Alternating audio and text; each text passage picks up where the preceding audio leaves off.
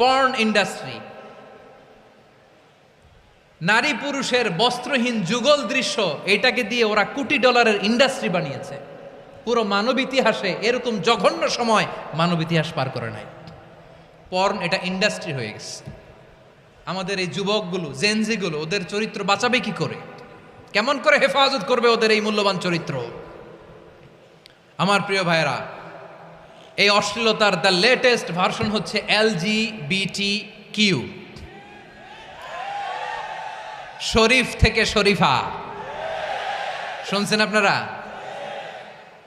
দেখতে পুরুষ, আসলেই পুরুষ, সুস্থ একজন পুরুষ, 4 সন্তানের বাবা, বলে আমি মনে মনে নারী।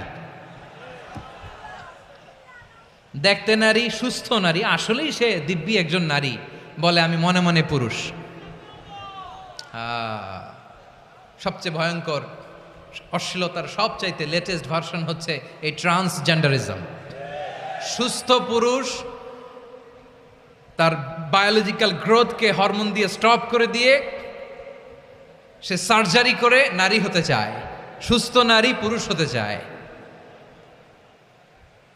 পুরুষ পুরুষের প্রতি সেক্সুয়ালি আকর্ষণ বোধ করে। এটা লূত আলাইহিস সালামের কওমের মধ্যে ছিল। এটাকেও আল্লাহ কোরআনে ফাহেশা বলেছেন।